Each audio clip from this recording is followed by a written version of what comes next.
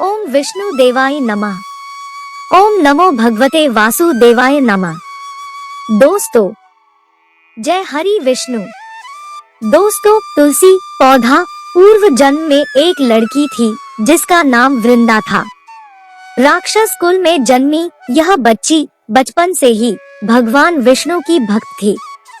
वृंदा बड़े ही प्रेम से भगवान की सेवा पूजा किया करती थी। जब वह बड़ी हुई तो उनका विवाह राक्षस कुल में दानव राज जलंधर से हो गया। जलंधर समुद्र से उत्पन्न हुआ था। वृंदा बड़ी ही पतिव्रता स्त्री थी, सदा अपने पति की सेवा किया करती थी। एक बार देवताओं और दानवों में युद्ध हुआ। जब जलंधर युद्ध पर जाने लगे तो वृंदा ने कहा, स्वामी आप युद्ध पर जा रहे हैं, आप जब तक युद्ध में रहेंगे मैं पूजा में बैठकर आपकी जीत के लिए अनुष्ठान करूंगी, और जब तक आप वापस नहीं आ जाते मैं अपना संकल्प नहीं छोड़ूंगी।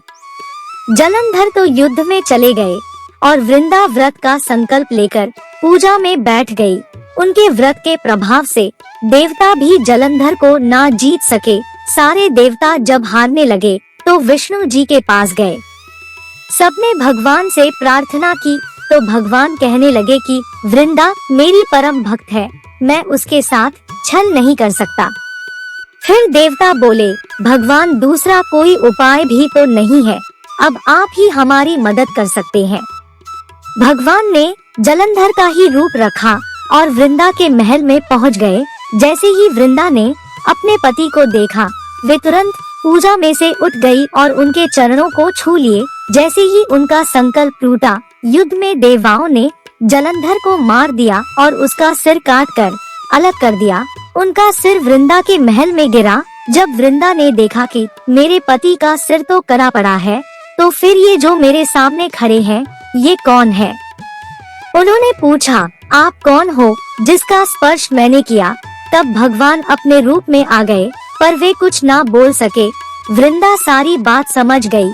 जब वृंदा को इस बात का पता चला तो उसने क्रोध में आकर भगवान विष्णु को श्राप दे दिया, आप पत्थर के हो जाओ, और जिस प्रकार तुमने छल से मुझे पति से अलग किया है, उसी प्रकार तुम भी अपनी पत्नी का छल पूर्वक हरण होने पर स्त्री वियोग सहने के लिए मृत्यु लोक में जन्म लोगे। और भगवान तुंदर पत्थर के हो गए। सभी देवता हाहाकार करने लगे, लक्ष्मी जी के पास जाकर रोने लगे और वृंदा जी से प्रार्थना करने लगे। वृंदा जी ने भगवान को वापस उनके असली रूप में कर दिया और अपने पति का सिर लेकर वे सती हो गई। उनकी राख से एक पौधा निकला। तब भगवान विष्णु जी ने कहा, आज से इनका नाम तुलसी है और मेरा एक रूप इस पत्थर के रूप में रहेगा, जिसे शालिग्राम के नाम से तुलसी जी के साथ ही पूजा जाएगा, और मैं बिना तुलसी जी के भोग स्वीकार नहीं करूँगा। तब से तुलसी जी की पूजा सभी करने लगे और तुलसी जी का विवाह शालिग्राम जी के साथ कार्तिक मास में किया जाता है। देवोठावनी एकादशी के दिन इसे तुलसी विवाह के रूप में मनाया जाता है। कालांतर में भगवान विष्णु जी को राम अवतार के समय राम जी को सीता का वियोग में रहना पड़ा। ऐसा भी लोग कहते हैं कि वृंदा ने यह शाप दिया था, तुमने मेरा सतीत्व भंग किया है, तुम पत्थर बनोगे। विष्णु बोले, हे वृंदा, तुम मुझे लक्ष्मी से भी अधिक प्रिय हो गई हो। यह तुम्हारे सतीत्व का ही फल है कि तुलसी बनकर मेरे साथ रहोगी। जो भक्त तुम्हारे साथ मेरा विवाह करेगा वह परमधाम को प्राप्त होगा। इसी कारण शालिग्राम या विष्णु भगवान की पूजा बिना तुलसी के अधूरी मानी जाती है। इस पुण्य की प्राप्ति के लिए आज के कलयुग में भी तुलसी विवाह बड़ी धूमधाम से किया जाता है। तुलसी का कन्यादान करके तुलसी विवाह संपन्न करते हैं।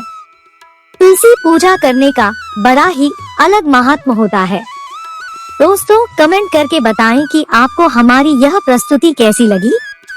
पसंद आई तो इसे लाइक और शेयर करें तथा चैनल को सब्सक्राइब करके मेरा मनोबल बढ़ाएं।